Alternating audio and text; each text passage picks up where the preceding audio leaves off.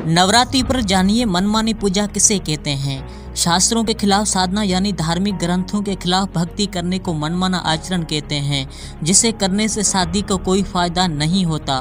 परमात्मा कबीर साहब जी बताते हैं कि इंसानी जन्म का बुनियादी मकसद है पूर्ण परमात्मा सतपुरुष की भक्ति करना है। शास्त्रों के तरीकेकार को छोड़कर मनमाना आचरण करना फजूल है। पवित्र गीता जी के अध्याय 16 श्लोक 23 और 24 में गीता ज्ञान दाता ने कहा है कि हे अर्जुन, जो इंसान शास्त्रों के तरीकेकार को छोड़कर मनमाना आचरण करते हैं उनको ना तो कोई फायदा हासिल होता है, ना ही उनको किसी तरह का सुख और ना ही उन्हें मोक्ष की हासिलात होती है। ये दोस्तों जानते हैं माँ दुर्गा का पति कौन है। श्रीमद् देवी भागवत गीता पृष्ठ गोरखपुर तीसरा स्कंद सुफा 114-115 में वजाहत मिलती है कि भ्रम काल शरपुरुष माँ दुर्गा प्रकृति देवी आदि माया अष्टंगी शहरों वाली का पति है।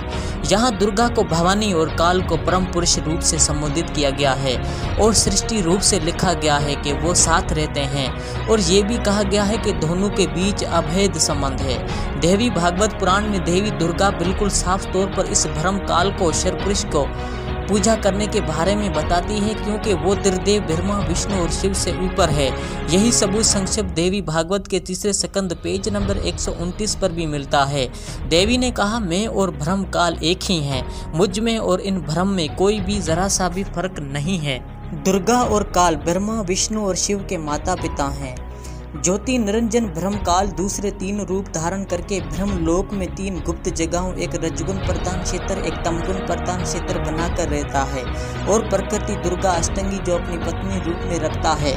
जब ये दोनों रजगुण प्रधान क्षेत्र में होते हैं तब ये महाब्रह्मा और दुर्गा महासावित्री कहलाती है। इन दोनों के संयोग से जो बेटा रजगुण प्रधान क्षेत्र में पैदा होता है वो रजगुण प्रधान होता है, उसका नाम ब्रह्मा रख देते हैं और जवान होने तक अचेत करके परवरिश करते रहते हैं, फिर कमल के फूल पर रखकर सचेत कर देते हैं। जब ये दोनों महाविष्णु और महालक्ष्मी रूप में काल ब्रह्म और दुर्गा सतगुण प्रधान क्षेत्र में रहते हैं, तब दोनों के पति पत्नी विहार से जो बेटा पैदा होता है वो सतगुण प्रधान होता है।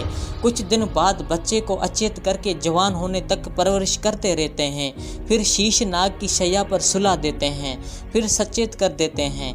इसी तरह जब ये दोनों तमगुण प्रधान क्षेत्र में रहते हैं तब शिवा यानी दुर्गा और महाशिव यानी सदा शिव के पति पत्नी विहार से जो बेटा इस क्षेत्र में पैदा होता है वो तमगुण प्रधान होता है, इसका नाम शिव रख देते हैं। इसे भी जवान होने तक अचेत रखते हैं, फिर जवान होने पर सचेत कर देते हैं। आइए दोस्तों जानते हैं ब्रह्मा विष्णु और शिव की माँ कौन है।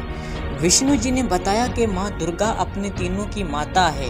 जब मैं बालक रूप में पालने में लेटा था, ये मुझे लोरी सुनाकर झुला रही थी। तब श्री विष्णु जी ने कहा कि हे दुर्गा, आप हमारी माता हो। मैं विष्णु ब्रह्मा और शंकर तो जन्मवान हैं। हमारा तो आविर्भाव यानी जन्म और तरोभाव यानी मौत होती है। हम अविनाशी नहीं हैं। आप प्रकृति देवी हो। ये बात श्री शंकर जी ने भी कबूल की और कहा कि मैं तमोगुणी लीला करने वाला शंकर भी आपका ही पुत्र हूँ। श्री विष्णु और श्री ब्रह्मा जी भी आपसे ही पैदा हुए हैं, इसलिए तीनों देवता अविनाशी नहीं हैं। भगवान विष्णु बोले, प्रकृति देवी को नमस्कार है, भगवती विद्याधरी को निरंतर नमस्कार है। तुम शुद्ध स्वरूपा हो, ये सारा संसार तुम्ही से उद्भासित हो रहा है। मैं ब्रह्मा और शंकर हम सभी तुम्हारी कृपा से ही विद्यमान हैं। हमारा तो आविर्भाव यानी जन्म और तरोभाव यानी मौत हुआ करती है। भगवान शंकर बोले, इस संसार की सृष्टि स्थिति और संहार में तुम्हारे गुण सदा समृद्ध हैं। इन्हीं तीनों गुणों से पैदा हुए हम ब्रह्मा विष्णु और शिव नियम अनुसार कार्य में तत्पर रहते हैं। तीनों देव रजगुण ब्रह्मा सतगुण विष्णु और तमगुण शिव जी ये अविनाशी नहीं है। हम तीनों गुण रजगुण ब्रह्मा सतगुण विष्णु जी तमगुण शिव जी हैं। ब्रह्म काल और प्रकृति दुर्गा से पैदा हुए हैं और तीनों नाशवान हैं। सबूत गीता प्रेस गोरखपुर से प्रकाशित श्री शिव महापुराण, जिसके संपादक हैं श्री हनुमान प्रसाद पोदार, सुफा नंबर 24 से 26 विद्वत संहिता और सुफा नंबर 110 अध्याय 9 रुद्र संहिता। इसके बाद दुर्गा ने अपने तीन रूपों से अपने बेटों की शादी की। गौरी, ब्राह्मी, रुद्री, विराही, वैष्णवी, शिवा, विरुणी, कुबेरी, नरसिंगी और वासवी सभी दुर्गा के ही रूप हैं। ब्रह्मा विष्णु और शिव इन तीन देवताओं की शादी दुर्गा ने की। प्रकृति देवी दुर्गा ने अपनी शब्द शक्ति से अपने ही दूसरे तीन रूप धारण किए। श्री ब्रह्मा जी की शादी सावित्री से, श्री विष्णु जी की शादी लक्ष्मी से और श्री शिव की शादी उमा यानी पार्वती से करके जहाज में बिठाकर उनको अलग अलग द्वीपों में लोकों में भेज दिया। दुर्गा और काल की असलियत से तीनों देव अनजान हैं। काल ने दुर्गा से कह रखा है कि मेरा राज किसी को नहीं कहना। इस डर से दुर्गा पूरी जगत की हकीकत से नावाकिफ रखती है। ये अपने बेटों को भी धोखे में रखती है। इसकी वजह से कि काल को श्राप लगा है कि 1 लाख इंसानी जिस्म हासिल प्राणियों का आहार हर रोज करने का, इसलिए अपने तीनों बेटों से अपना आहार तैयार करवाता है। श्री ब्रह्मा जी की रजगुण से मुतासिर करके तमाम प्राणियों से औलाद पैदा करवाता है। श्री विष्णु जी के सतगुण के असर से एक दूसरे में मोह पैदा करके सथिति यानी काल जाल में रोके रखता है और श्री शंकर जी के तमगुण से संहार करवाकर अपना आहार तैयार करवाता है।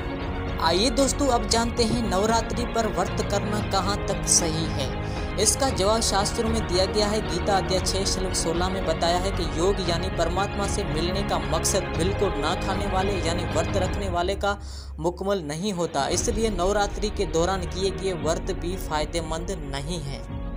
काल अपने ही बेटों को मारकर खाता है। काल तीनों प्रभुओं को भी मारकर खाता है और नए पुण्य कर्मी प्राणियों में से 3 बेटे पैदा करके अपना काम जारी रखता है। और पहले वाले तीनों ब्रह्मा विष्णु और शिव 84 लाख योनियों और स्वर्ग नरक में कर्म आधार से चक्कर लगाते रहते हैं। यही सबूत शिव महापुराण रुद्र संहिता प्रथम सृष्टि खंड अध्याय 6, 7 और 8, 9 में भी है। सर्वश्रेष्ठ परमात्मा तो कोई और है जिसकी मालूमात काल और दुर्गा ने छुपाई हुई है। ज्योति निरंजन काल ब्रह्म ने अपने सांसों के जरिए समुद्र में 4 वेद छुपा दिए, फिर प्रथम सागर मंथन के वक्त ऊपर प्रकट कर दिए। ज्योति निरंजन काल के आदेश से दुर्गा ने 4 वेद श्री ब्रह्मा जी को दिए। ब्रह्मा ने दुर्गा अपनी माता से पूछा कि वेदों में जो ब्रह्म प्रभु कहा है वो आप ही हो या कोई और पुरुष है।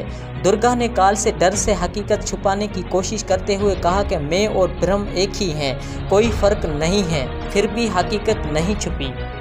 5वां वेद सूक्ष्म वेद है जिसमें पूर्ण परमात्मा की मुकम्मल मालूमात लिखी हुई है। 5वां वेद का भेद मौजूदा वक्त में संत रामपाल जी महाराज ने खोलकर बताया है।